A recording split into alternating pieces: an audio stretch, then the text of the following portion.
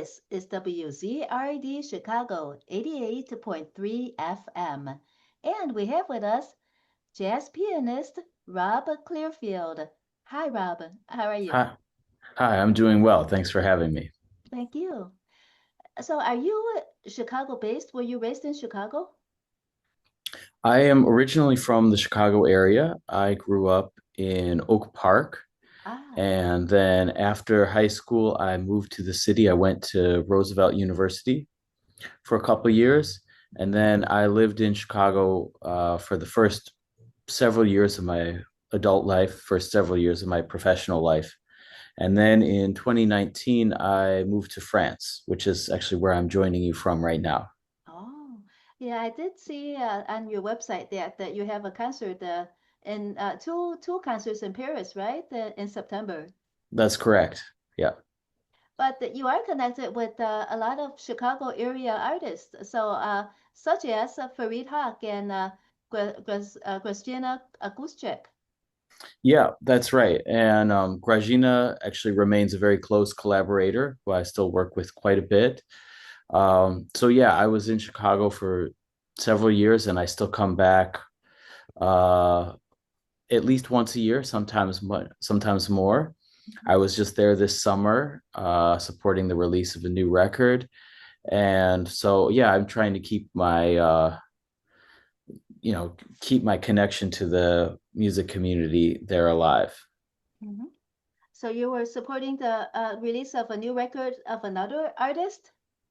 No, of my own original music. Ah, Uh yeah, you have yeah. a couple of recordings. So which one was uh, the new release then?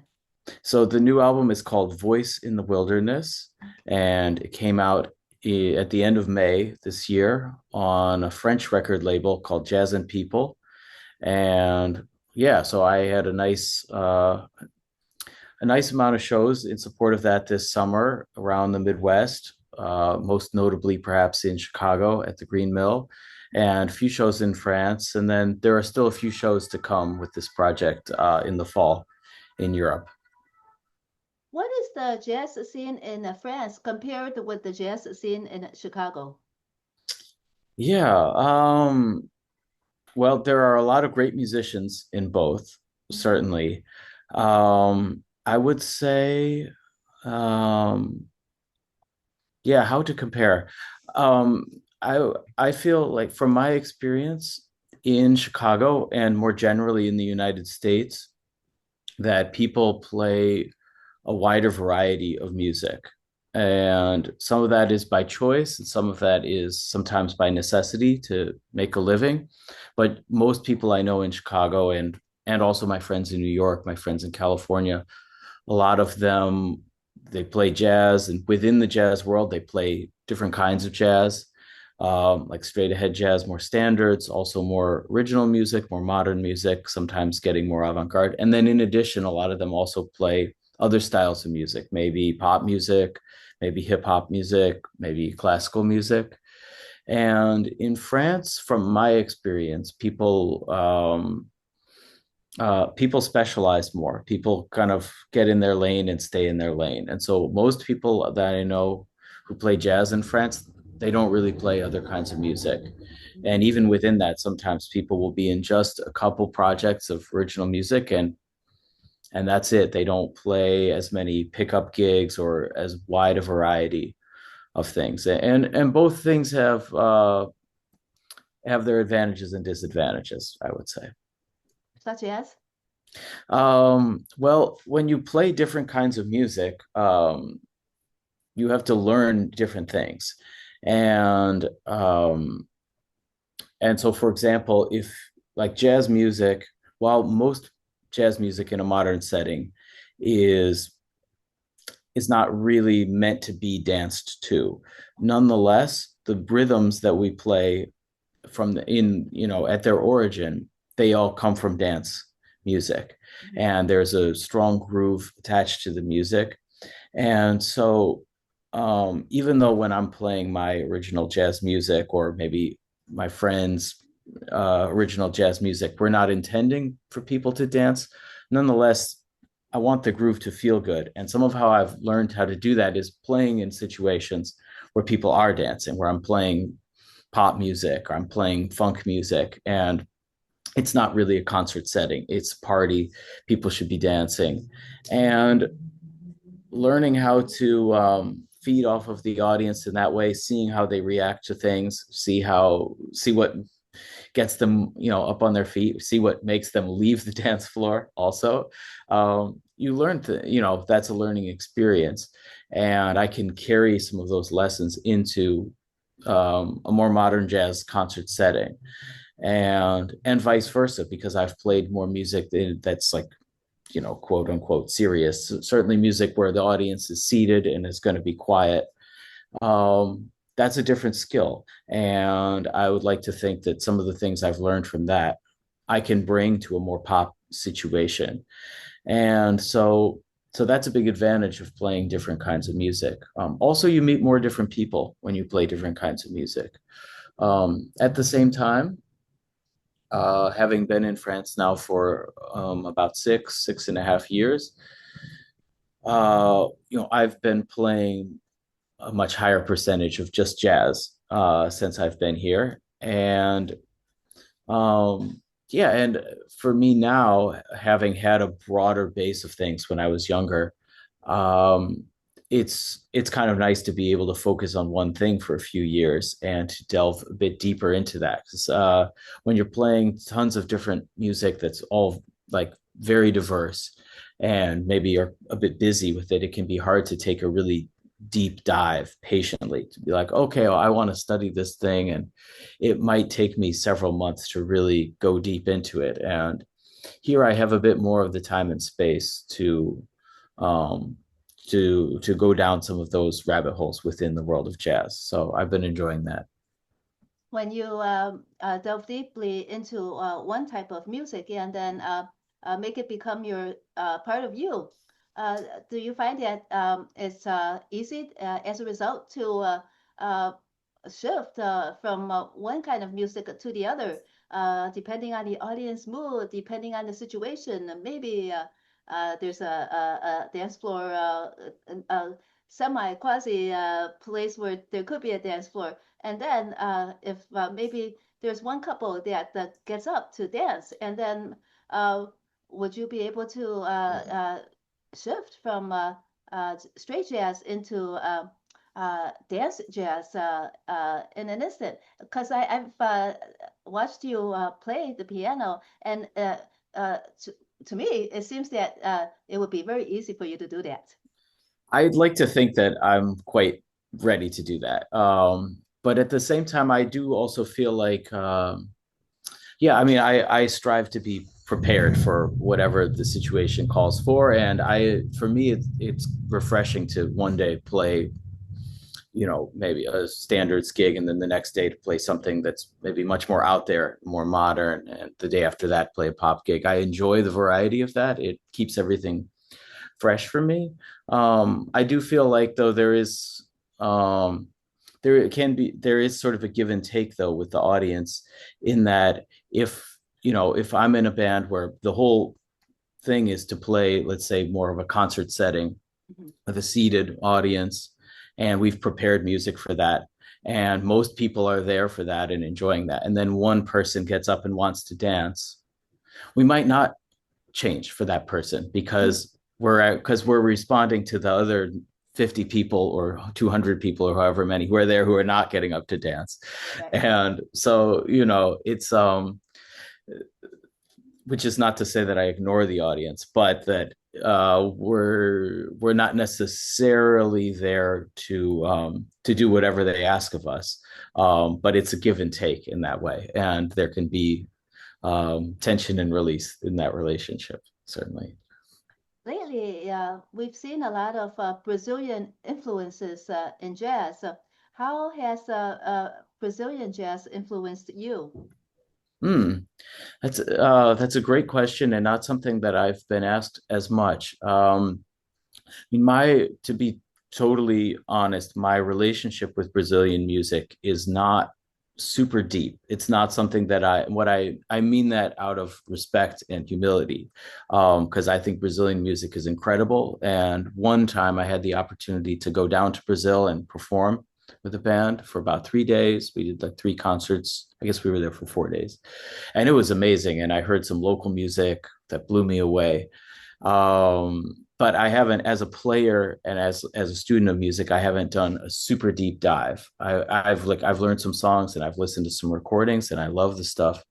Something that fascinates me about Brazilian music is that a lot of great Brazilian composers, they have this ability that I don't hear in a lot of other music, where the harmony can be very dense, like so much rich harmony that moves to from so many surprising places one to the next, and at the same time the music feels very light in its mood. And as someone who loves rich, dense and complex harmony, um I feel like for me to have the level of density and just to have that much harmonic information happening all the time, when I do that, it tends to be like super heavy feeling. And I've grown to really appreciate how yeah, in Brazilian music, not they're not it's not the only music where you find this, but it's certainly a feature of it, where they have, yeah, a balance of this harmonic density, not just richness, but a density. Um, while the music feels very light and buoyant, and like they can put that density into the service of like any emotion in the music.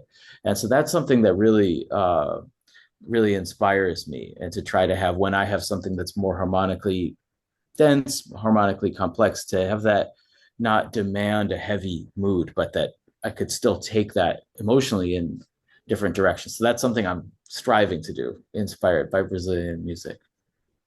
So do you aim for rich, dense, and complex harmonies in your compositions? Sometimes there are some where that's there are times where that's kind of a stated goal. There are times where that it's not real, where I'm not going in with that agenda, but that's where I end up and I embrace it. But I have, at least as a jazz musician, I have some pieces that are relatively simple in their construction too. And I like that. I like having a balance of that. If I'm like putting a record together or putting a live concert together, that I don't want I do want all of the music to have an identity so that it feels like there's some continuity, but I also don't want every song to sound the same. So having different types of harmony and a different level of complexity to the harmony from song to song can help keep that fresh for us on stage, and as well as hopefully all of you in the audience. Well, at what point did you start composing? At first, when you were a pianist, a musician, were you mainly playing standards? How did you decide to compose? And most of your records, I think, are all original compositions, right? That's right. Yeah. Most of them are all originals. There's a couple records where there's just one piece, that's a cover. Mhm. Um, I mean, as long as I can remember, I wanted to write music. Like as long as I was playing music, I wanted to write music. And when I was, I remember when I must have been like, maybe I was like 12 or 13, 14 when I started really trying to put the pen, to paper, or rather pencil. We more often use pencil if we're not doing it direct on the computer. But I think I was around that age, like middle school or so, when I was trying to really get into it and just come up with something, write it down, remember it. And then when I got to high school, when I was 14, um, then I kind of had people I could play with, people my own age who wanted to maybe try, who were also writing music. And so, got into like starting rock bands with my friends. And and yeah, I came to jazz. I mean, I didn't come to jazz particularly late, but um I started out playing more like rock music with my friends, and that was a big part of what made me want to just do music in the first place. And then, and so I liked jazz. It wasn't my favorite thing, but I liked it. And so then at school, there was a jazz band. And so I started playing for the jazz band. And at some point, around the middle of high school, I really fell more deeply in love with jazz music. And that's when that kind of got going. But I didn't really compose much jazz music until I got to college, actually. So when I was in high school, I was still, what I would write, it would be more rock music to play with my friends. And I wasn't, I mean, I was trying to write music all the time, but as far as stuff that I finished and felt was good enough to show to my friends, I wasn't very prolific at that time. I feel like it came more when I was in music school in the years just after that, that I came to a place of being able to write more regularly and being happy with a high enough percentage of what I was writing that I could actually share it with people and all that. Well, I guess when you learned more about music, then you had more knowledge under your belt, so that you're able to compose more confidently at Yeah, that time. some of it's knowledge and some of it is just experience, I think. Yeah, it's like, yeah, it's a balance of the two, because now it's like, it's not that everything I try to write turns out great. I don't keep everything that I try to write now, but generally speaking, and especially as an improviser, it's like if I go to play something at the piano, like most of the time now, it's like what I hear in my head is what my fingers do, and vice versa, because I just know how it sounds. The way I'm not necessarily surprised by the words coming out of my mouth right now. It's like I didn't plan what I'm saying, but I speak this language. I've talked about this subject before, so I kind of know how it's going to come out. And so it's like that for me on piano. And that was not the case for me at age 15. I was still really discovering what these sounds were, what these combinations of sounds were. Um, but I also um, there's a dichotomy to me where on the one hand, like, yeah, I've arrived at this place where I can write music more consistently and have developed my own style. And that comes from knowledge, that comes from study, that comes from experience. And I want to encourage anybody who's listening, who's, thinking about getting into music, to, like, yeah, go study it, like, go deep into it. And it's not just a frivolous, oh, I just sit down and make stuff up. It comes from study.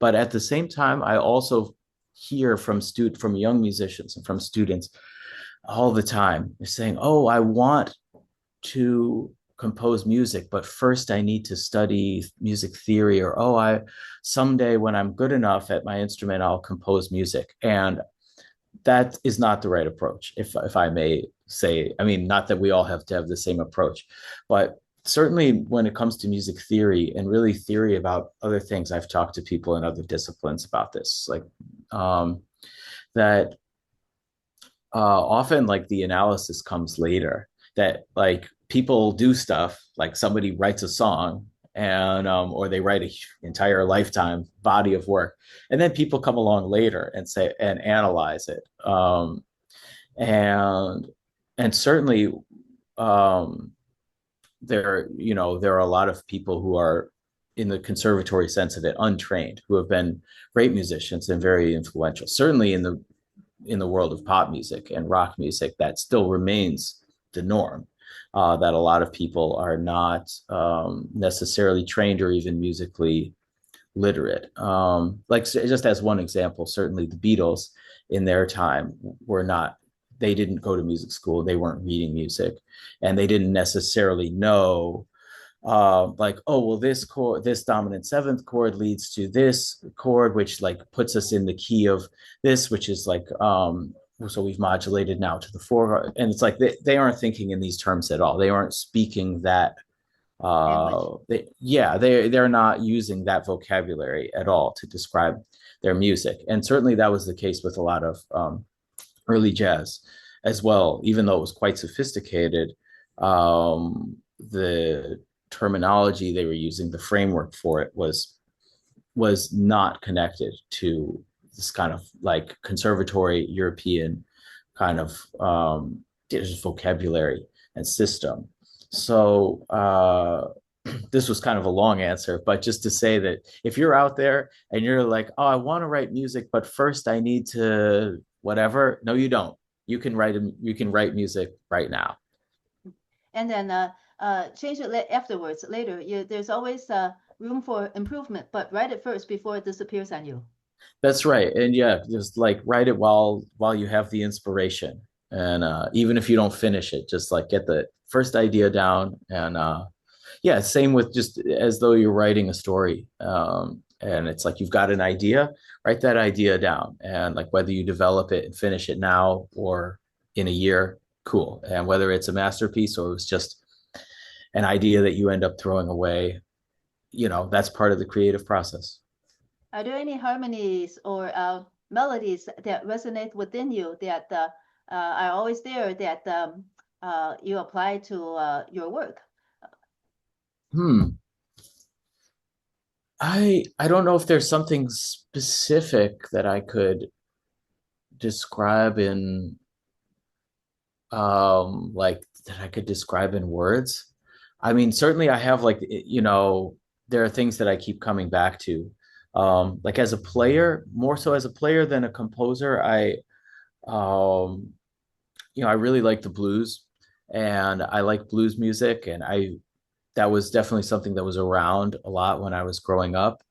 And I find that having a deeper connection to the blues remains somewhat even a regional thing within the US. I mean, it's American music, and certainly the average American jazz musician or the average American pop musician will probably have a deeper relationship or just have had more exposure to the blues than their counterpart in Europe. Um, but nonetheless, even within the US, people play the blues differently in Chicago than they do in New Orleans. And people are playing blues a lot more in Chicago and New Orleans than they are on the coasts. And so it's still a regional thing. And so I really love the blues. It's always going to be a part of my playing. And the way I play it is to me connected to Chicago. And so Could in you that give us sense, an example of one or two of your tracks that reflects this? hmm, um, yeah, I would say, well, it's like because I'm not really playing blues music, but Mhm. there's a couple tunes on this newer record. One is called "If There Were Ever a Time," and that in particular, and then to a lesser extent, there's another piece. The last track on the album is called "Voice in the Wilderness Part Two." The title track is kind of split into two different pieces. And that one is, on the surface, it might not seem that bluesy, but it's in there. And that's maybe an example of how I take some of the blues and it like, and don't necessarily just put the blues on top of a modern song, but that like it's informing what I do and, sort of taking it in a new direction. Yes, that's a big part of it. There's certainly like other influences. Like I've definitely studied on my own. I've studied a lot of classical music, and that continues to inform my writing a lot. The harmonic sensibilities, like in particular, the music of Brahms, like the late piano music of Brahms, especially. Um, Also some like French composers like Gabriel Fauré, Olivier Messiaen. That stuff's in there. The record that I made before this most recent one is called Ashes and Diamonds, and that it's much more composed. There's less improvising and there's a lot more notes on the page. And there's definitely some things in there that were very directly influenced by more modern classical music, as well as other sort of jazz and jazz adjacent composers who do more long form music, like in particular Ben Monder, Taishan Sori, Matt Mitchell, big influences on that project. Yuan Su, also an influence on that. And yeah, so it's a mix. I was just having this discussion with a student yesterday about like in some ways your artistic voice, part of like your artistic voice is just the things that you like, where it's like, okay, so I like Van Mander, I like Brahms, I like the blues, I like Herbie Hancock, I like Radiohead. And honestly, like if you put those five things together, like that's pretty close to just like how I play. And so that's part of how we all arrive at our voice. I mean, I'm trying to find something new and fresh and something I haven't heard before. But even more important than that is having something personal, something that's expressive and something that I like, something that I'm emotionally connected to. And so for that, in that way, it's impossible not to bring the influences right out in front. Mhm. So just to be clear, when you compose, you just compose what you like, but now that you reflect on it, then you see which influences are in there. You don't like in the beginning think, oh, I'm going to draw from some of this, some of that. That's totally out of your mindset as you're creating, right? It depends. Sometimes, yes. Sometimes it is, and I'm trying to just like have a blank slate and really express myself. And then yeah, and as you said, and then I see later, like, oh, this is where I was coming from. But there have been other times where I've sat down where I'm just really inspired by a specific piece of music, and I start like, okay, I want to do something like that.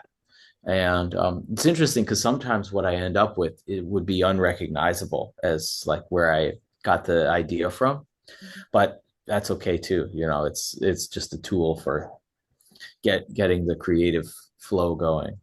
But yeah, it's some of both for me. It's kind of like finding your own voice, but you're also finding the voice of some song or some melody, some creation that needs you to bring it to life. Yeah, exactly. There are some people who talk about composing and improvising as like as that the music already exists and that we just discover it. And it certainly is true that like that particular combination of notes and rhythms is is already possible. It was possible before I was born. I mean, there's infinite, possibilities of how we can combine these pitches and rhythms and instrumentations and so forth. Um, and so I don't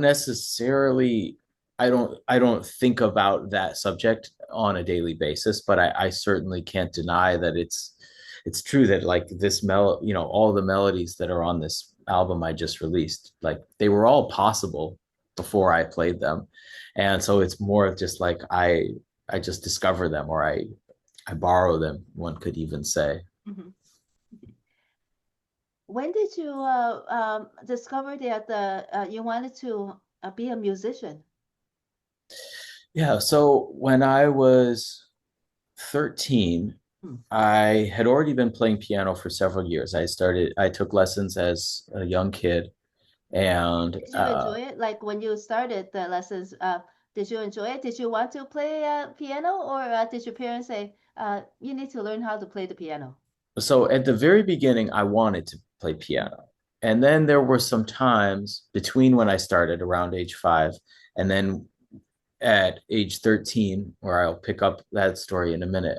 There was, throughout that time, as kids do, there were periods of great interest for me, and then periods where I felt like I could take or leave this. It wasn't really that important to me. And my mom, who is also a professional musician, I think she understood more clearly that I was that there was something in me that was connected to it, um, even if my enthusiasm just day to day would change. Um, and I had some natural talent. I'm certainly not like a prodigy or anything like that. But I was, as a kid, some things came naturally to me about it.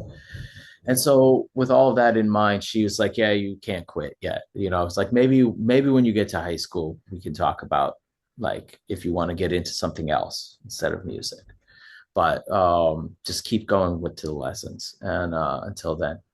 And so she was right. And before I even got to high school, at age 13, I think it was 13, definitely in middle school, I started playing guitar because, as I mentioned, my mom was a musician and she still plays at a church in Oak Park. And then when I was younger, she would also teach a lot of private lessons. And so between both of these things, she was a person people would call upon if they were, let's say, if they had an instrument to kind of get rid of or deal with or try to find a home for. So there was always this like flow of like, oh, we were cleaning the garage and it turns out we have my grandfather's trombone, and maybe somebody who needs like a trombone, a beginning student. And so we'd have this trombone in the house for 6 months, and then my mom would, through some other person, she would be like, oh yeah, this person's going to take the trombone.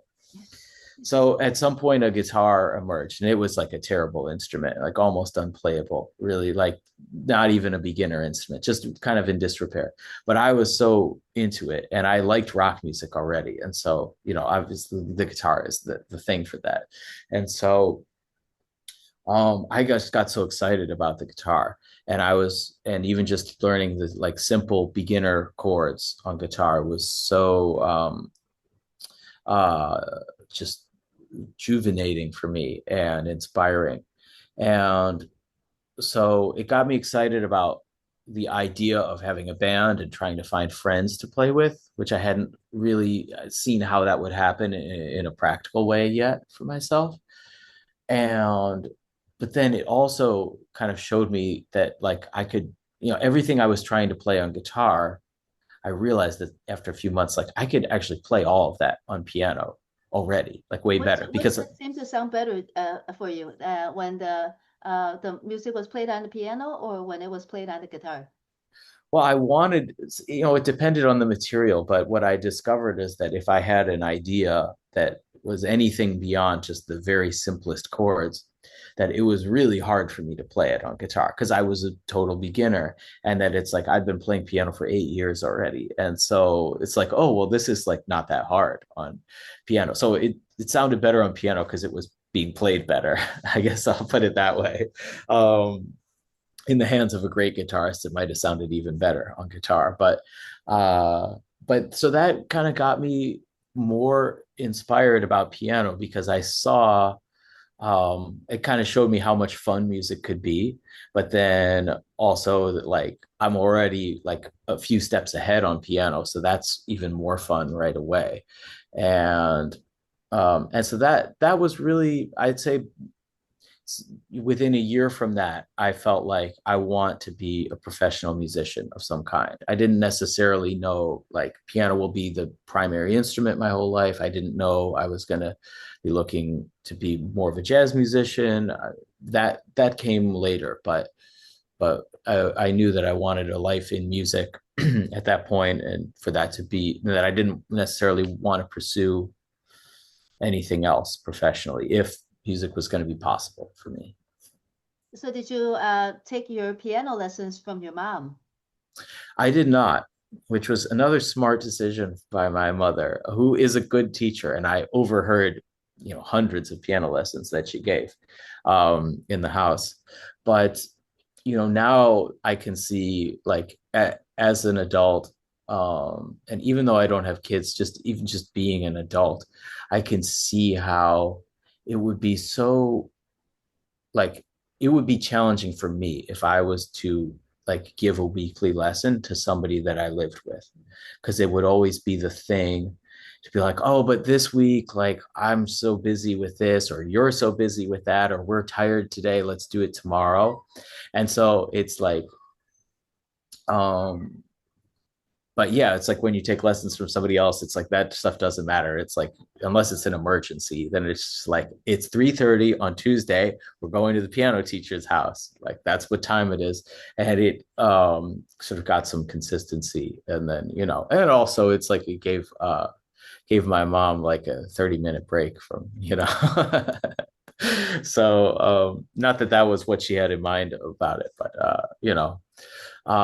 so I think it worked well. I had a great teacher growing up, who is a super close friend of my mom's, and I still see her when I'm back in town. And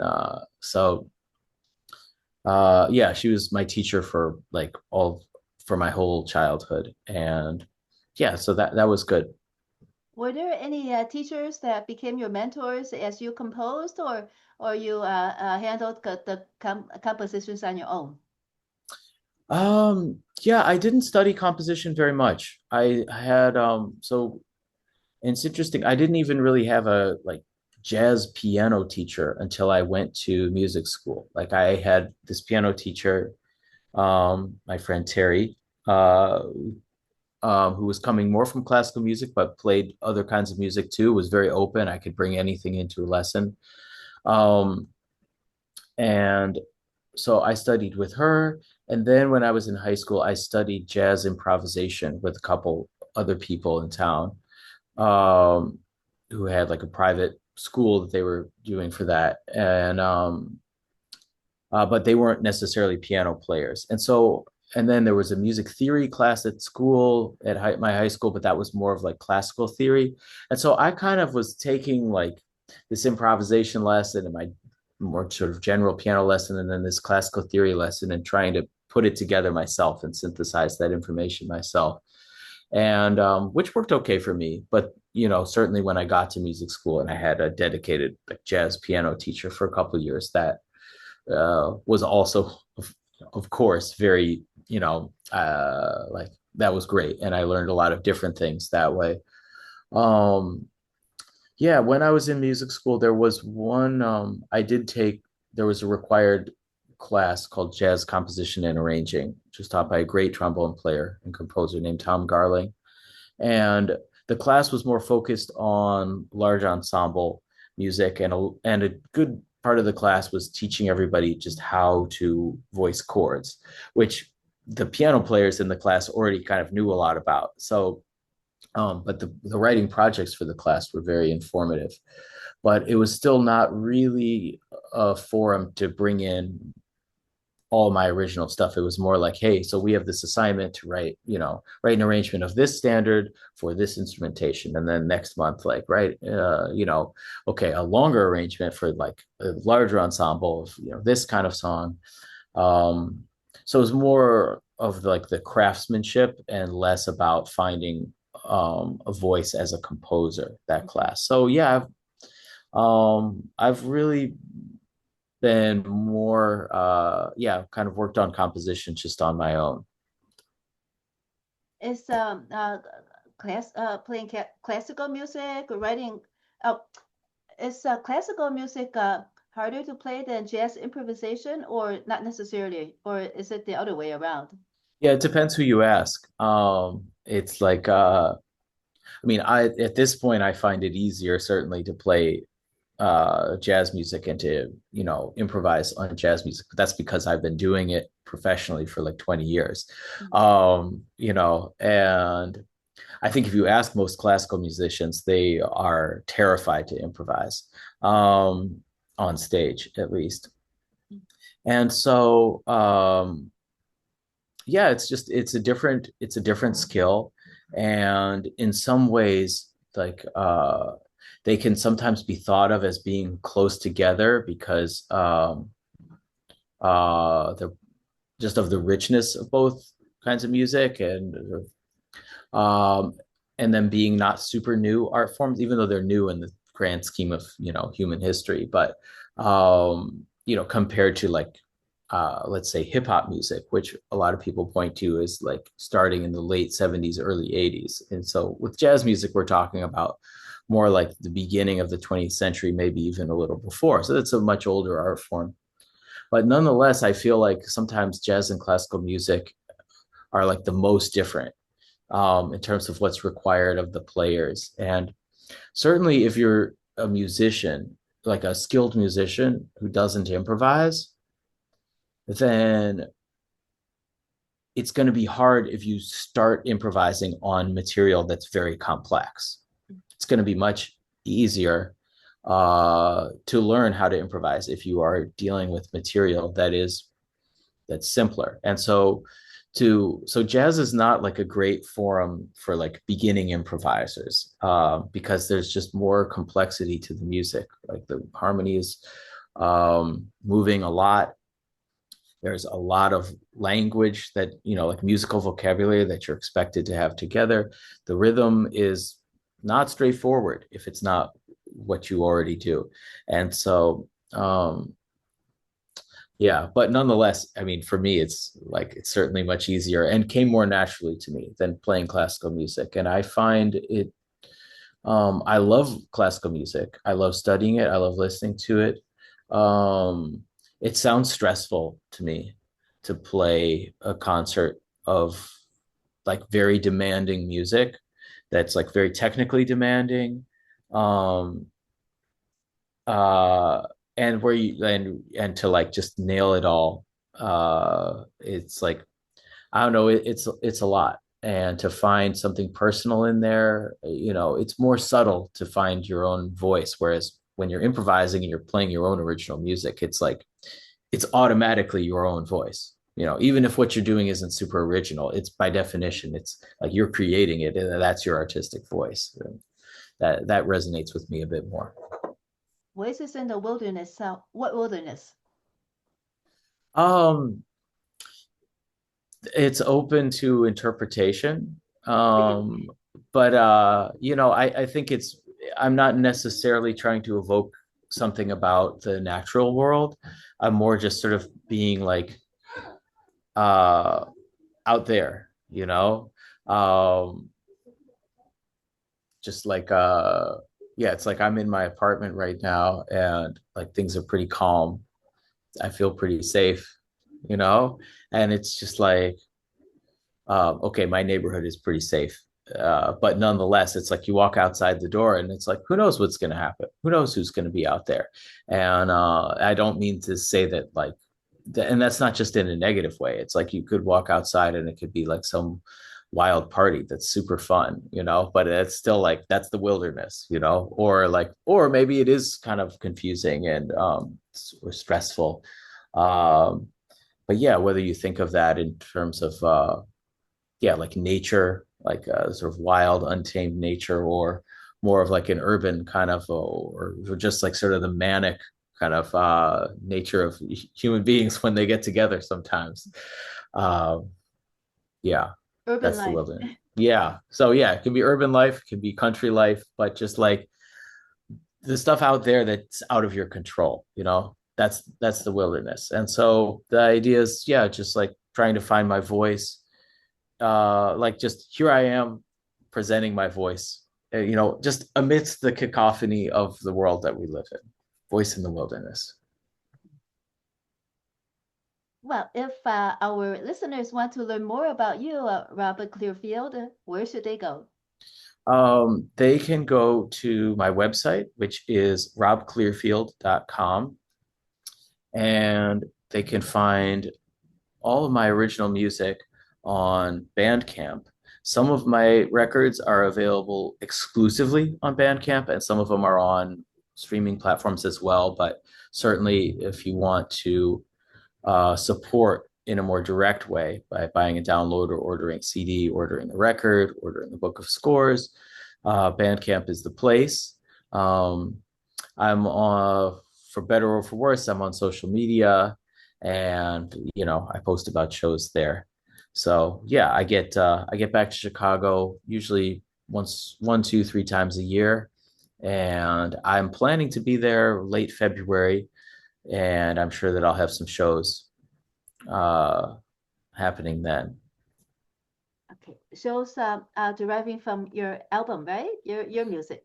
Hopefully, there'll be at least one for my music and probably some other projects as well.